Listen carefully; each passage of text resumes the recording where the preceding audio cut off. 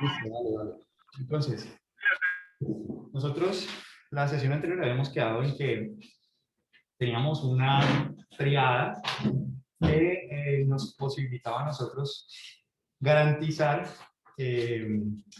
al menos tener una mayor probabilidad de que lo que decíamos sobre la persona estaba cercano a esa persona y que por lo tanto debíamos de considerar todas esas condiciones al momento de la evaluación.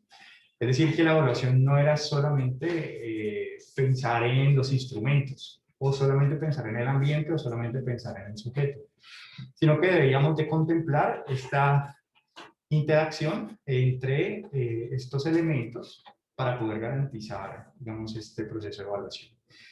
Respecto a esos puntos, no sé si tengan alguna inquietud o podamos entonces continuar. No sé si allá tengan alguna pregunta o acá tengan alguna pregunta. ¿No? Ok. Entonces, lo siguiente que nosotros vamos a hacer es que cuando ustedes estudian, digamos, psicología, digamos que una acreditación que a ustedes se les otorga, que es del Colegio Colombiano de Psicólogos, que es la tarjeta profesional. Entonces, esa tarjeta profesional, digamos que tiene un número, la puedes pasar, aquí la tengo, de identificación, que es básicamente con la que nosotros sellamos. Entonces, ¿qué aspectos nosotros debemos de contemplar o qué elementos nosotros debemos de decir o reportar en una historia clínica o en un informe psicológico? Digamos que nos vamos a concentrar un poco en practicar qué es lo que vamos a consignar, sea en una historia clínica o en un informe psicológico.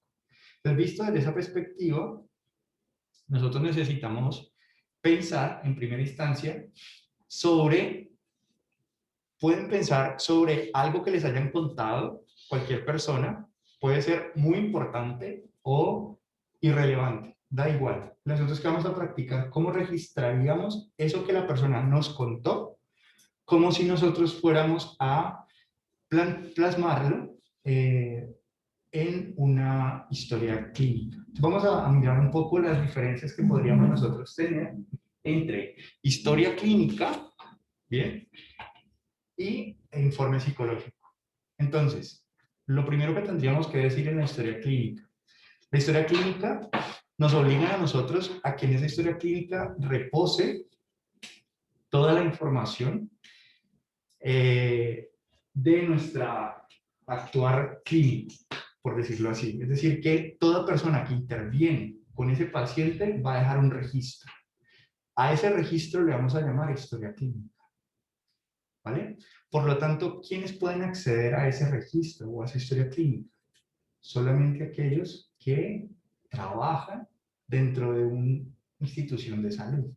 Si yo, por ejemplo, tengo un consultorio, la pregunta sería cuánto tiempo yo tendría que guardar o cómo puedo yo garantizar la seguridad de esas historias clínicas. Yo no sé si ustedes han visto que muchas veces, por ejemplo, en la clase de ayer me contaban de un psicólogo que le habían robado el computador y había una noticia al respecto, no sé si lo han escuchado. Yo la verdad no lo había escuchado, pero básicamente era que el psicólogo estaba muy preocupado porque justamente habían entrado a robarle específicamente el computador donde tenía sus historias clínicas. Entonces la pregunta ahí necesariamente es, nosotros cómo garantizamos esa seguridad de las historias clínicas y cuánto tiempo nosotros podríamos pensar que deberíamos o que estamos obligados a salvaguardar, digamos, esa historia clínica. Normalmente entre 5 o 10 años es como el tiempo que nosotros deberíamos de conservar esas historias clínicas. Muchas veces nosotros estamos en obligaciones más que nada de saber con antelación cómo garantizamos que solo nosotros podamos tener acceso a esas historias clínicas. Entonces, por ejemplo, tenemos almacenado en un archivador y solo yo tengo la llave. Tengo guardado mis pacientes no por nombres, sino por números, para que si, por ejemplo, alguien puede acceder, pues sea más difícil encontrar el paciente que está buscando. Entonces, desde esa perspectiva tenemos unas condiciones, digamos, de manejo de la historia clínica, de salvaguardar, digamos, la integridad de esa historia clínica, que por eso empezábamos con lo de la tarjeta profesional, porque al nosotros estar acreditados ante el Ministerio de Salud como profesionales de la salud, nos exigen, nos obligan, digamos que si nos van a hacer alguna auditoría, a tener casi que contemplado dónde guardamos y cómo guardamos, digamos, esas historias clínicas. Entonces, lo otro que también tenemos que mencionar allí es que cuando nosotros trabajamos dentro de una institución de protección, por ejemplo, muchas veces a nosotros nos preguntamos si somos o no somos peritos o expertos.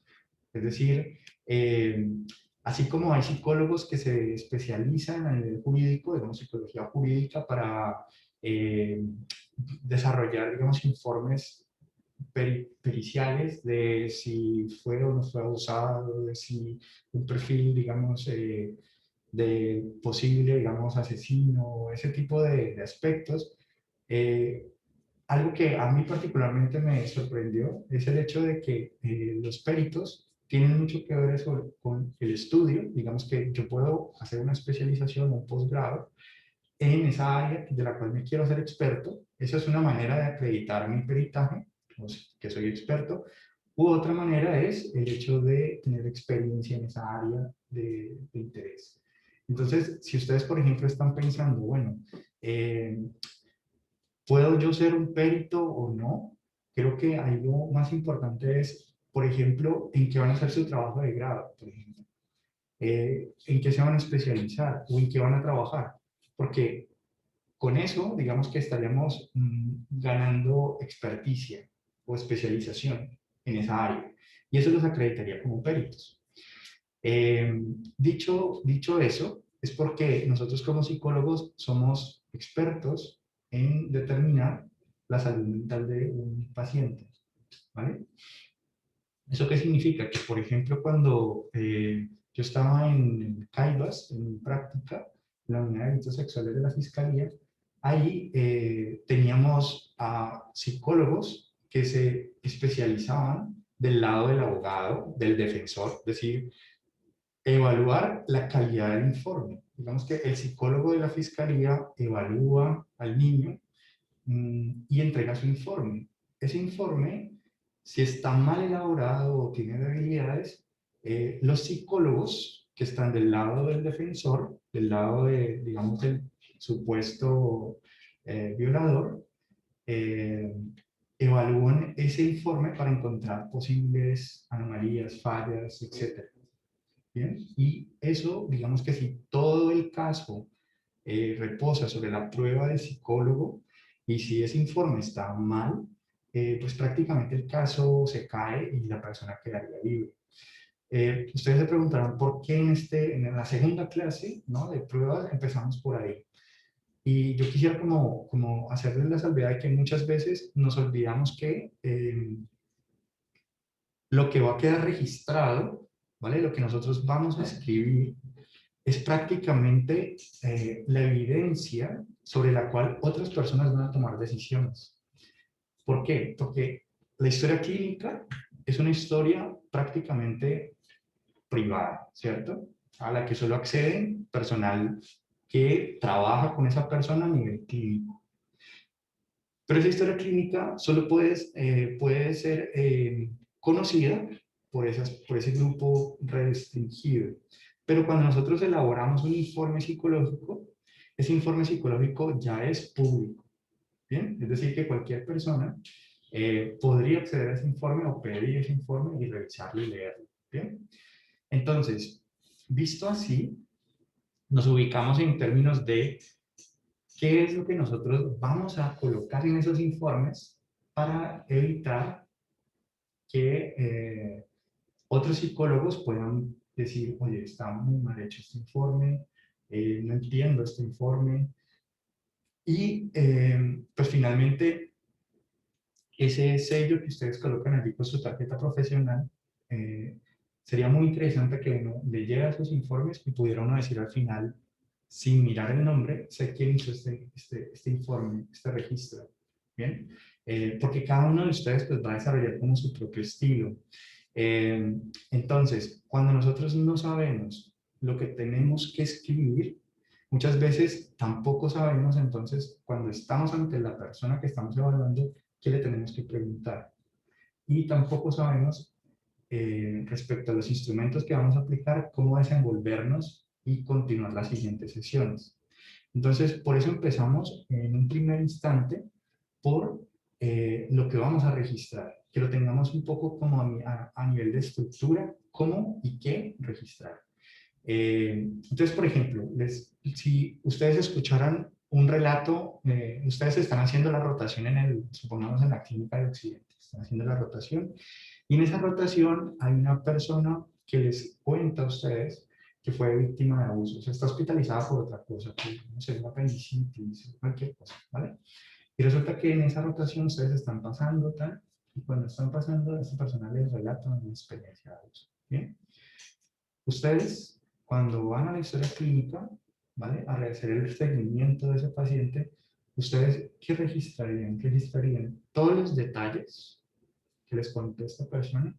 ¿O registrarían el código con el que se denomina abuso sexual o violencia sexual? Y pocos detalles. ¿Por dónde se inclinarían? Esa pregunta también va para los que están allá. ¿Sí escucharon?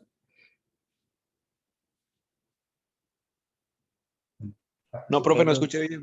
Sí, yo tampoco escuché bien. Vale. Básicamente tenemos dos situaciones.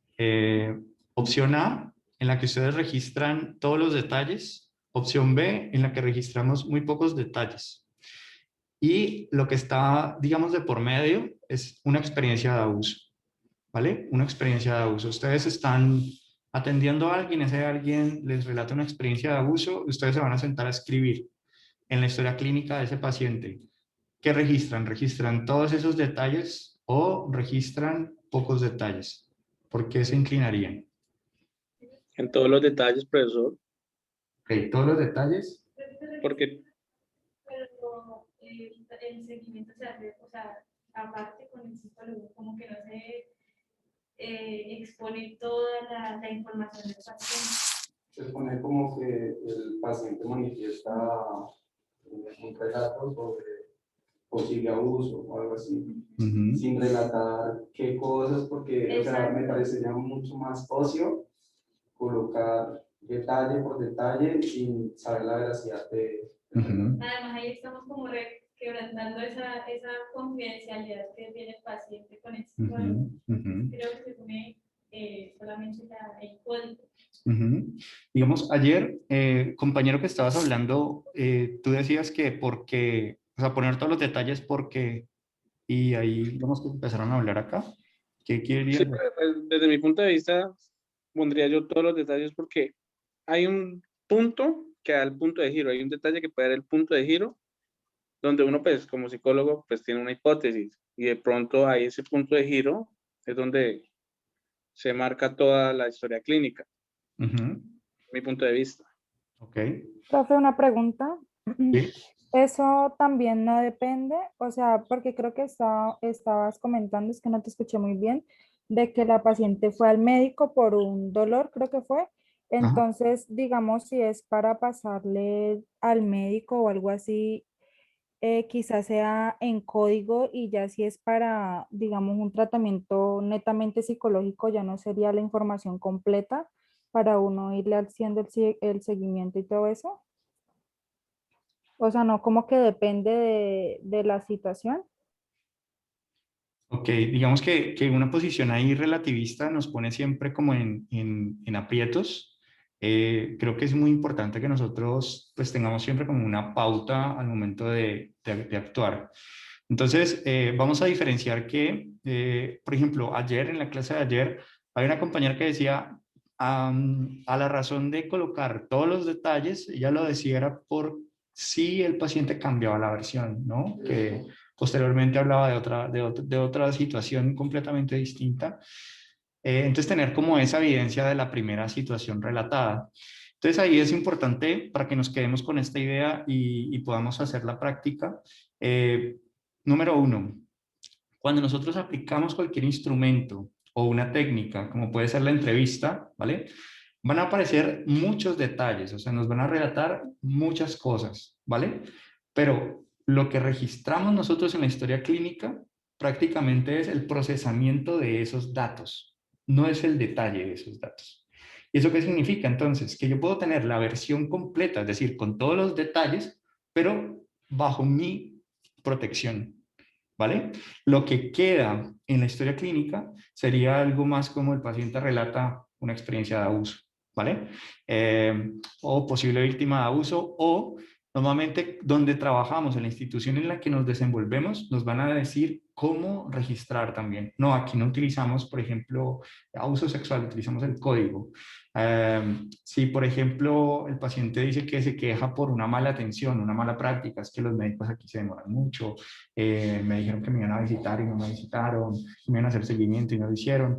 Hay lugares en los cuales les van a decir a ustedes, así el paciente se queja, usted no lo puede poner en la historia clínica. ¿Sí? Usted no puede registrar que el paciente esté inconforme con la atención. ¿Sí? Y eso puede pasar, pero para que nosotros tengamos como una pauta siempre es, vamos a recoger mediante entrevista, mediante observación, mediante pruebas, vamos a tener todos los datos, pero todos esos datos no van a quedar ni en el informe psicológico, ni en la historia clínica, ¿vale?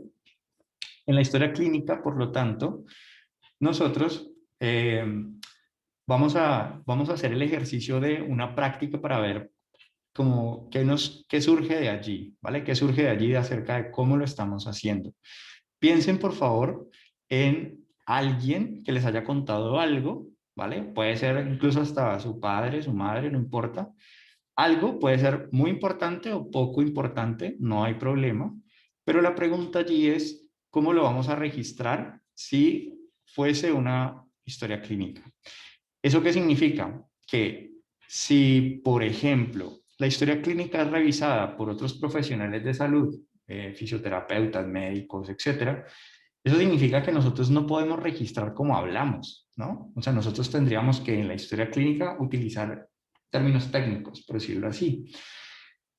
¿Para qué? Para que finalmente nuestro discurso psicológico se ponga, digamos, como tenga su singularidad, su sello personal, ¿sí? Entonces, visto así, piensen en un hecho, un relato, lo que les haya llamado, digamos que la atención de algo que hayan visto, un documental, lo que quieran, pero vamos a registrarlo como si fuéramos a hacer un seguimiento, un reporte. Normalmente la extensión, digamos, de ese reporte son alrededor de unas 5 líneas, como si escribiéramos un párrafo máximo, ¿vale? Si yo, por ejemplo, les doy más o menos una estructura para que se guíen, digamos que nosotros, a ver, es que ahí voy un poco en contravía de mí mismo, ¿no? Entonces me gustaría más dejarlos a ustedes que lo hagan como les surja, ¿vale? Y luego retroalimentamos uno de esos reportes que podamos leer y damos entonces una visión ya como estructural de cómo podríamos hacerlo, ¿vale? Eh, ¿Se entiende lo que vamos a hacer? Sí. ¿Verde? ¿Sí? ¿Ustedes también? Vale, listo. En 5 líneas, tomen el ejemplo de alguien que les haya contado algo y como que escriban como el reporte, ¿vale?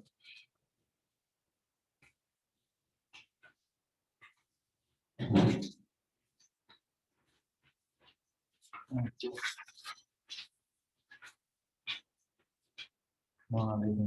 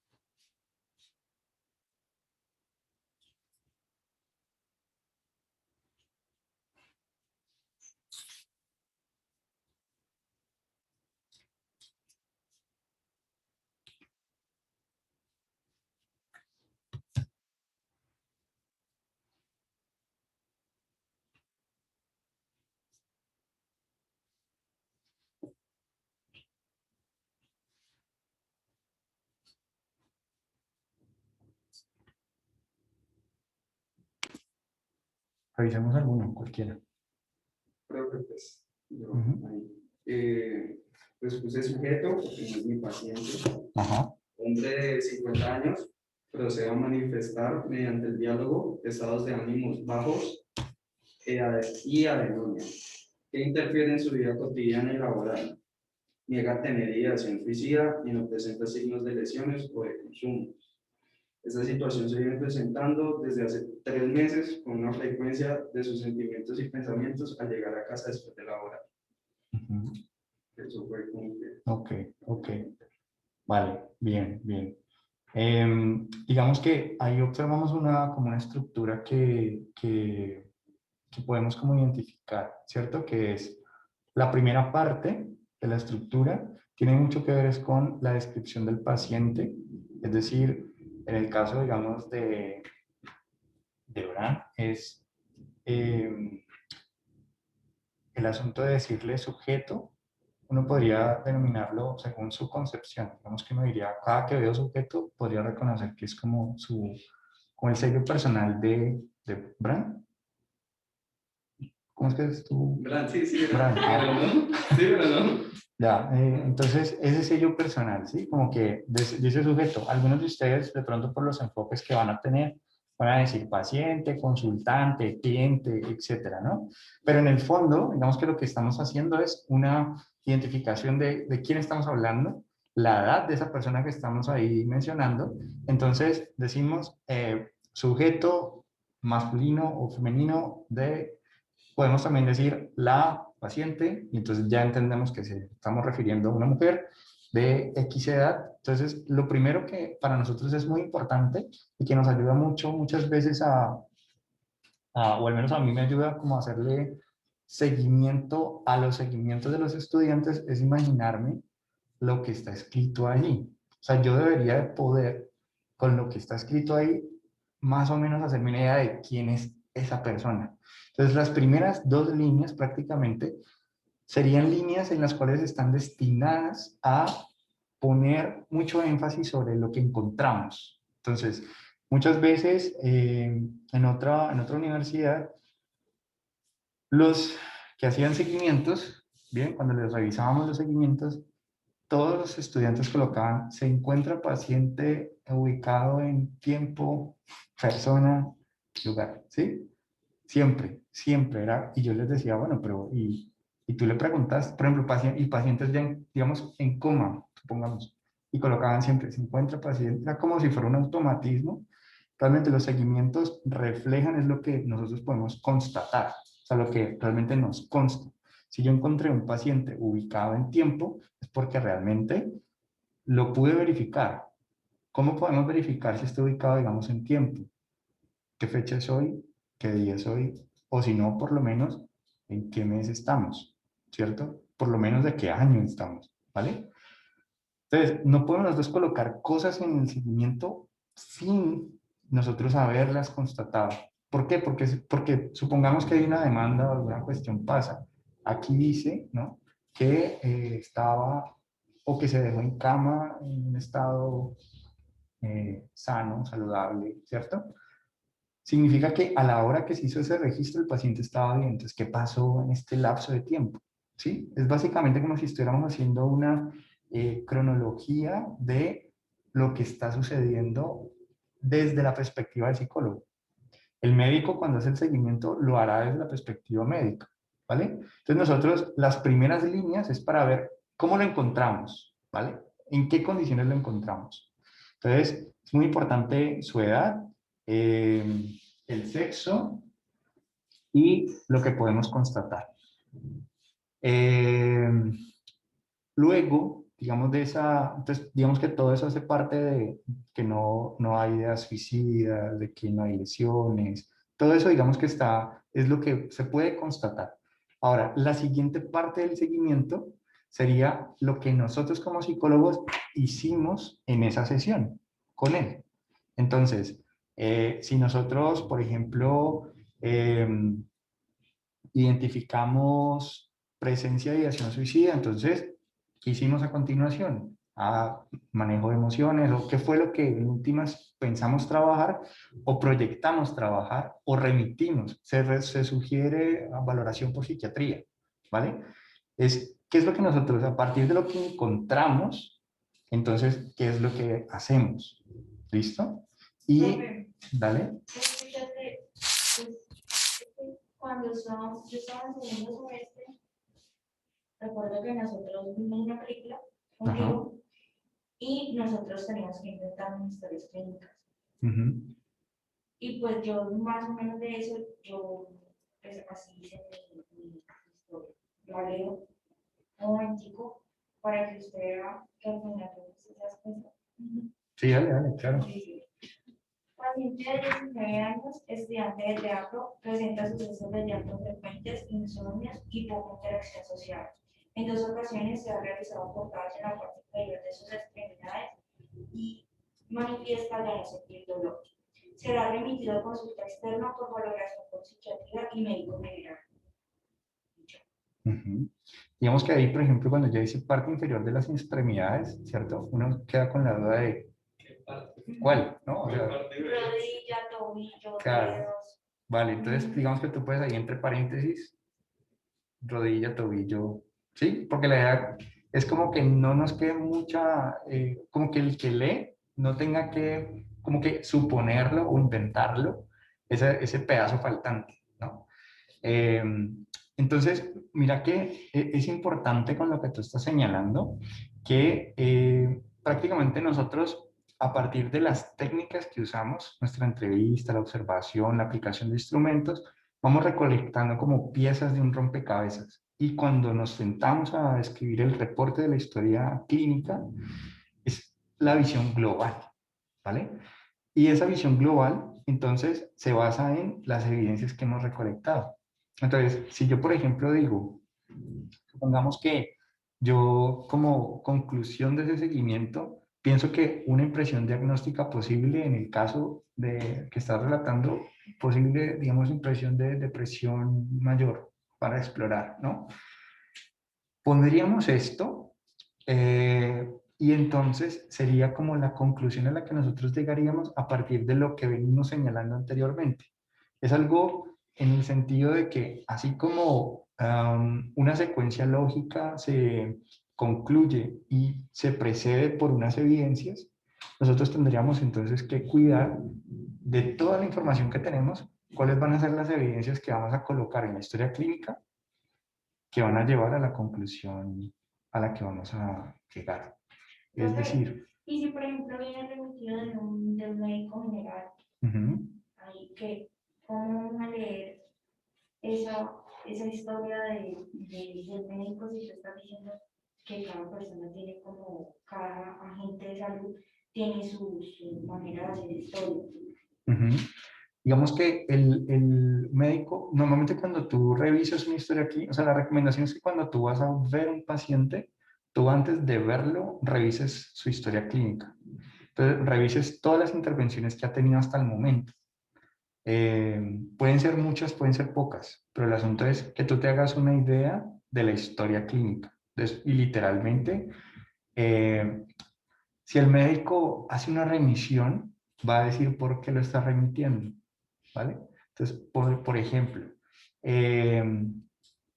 te lo remite porque cree que hay problemas de ansiedad o te lo remite porque cree que hay una posible depresión, ¿vale? Tú puedes valorarlo y resulta que cumple con todos los síntomas para ansiedad, ¿sí? Pero resulta que a nivel biológico, cuando tú tienes problema de tiroides, por ejemplo, tienes una sintomatología casi que idéntica a una sintomatología de ansiedad. Entonces uno diría, bueno, vamos a descartar, por lo menos. Entonces, dentro de la descripción, digamos que empezaríamos por la remisión que nos hacen, o sea, nos lo remiten para que valoremos si hay ansiedad o no. Entonces, nosotros podemos aplicar, vamos a ver una prueba para poder determinar, digamos, el estado de salud mental de las personas que tenemos, ¿vale? Entonces, podríamos nosotros decir que se aplica el instrumento que vamos a mirar, que es una entrevista neuropsiquiátrica internacional, y vamos a utilizar otro que también me parece importante que lo conozcan, que es el SRQ, que luego lo vamos a mirar.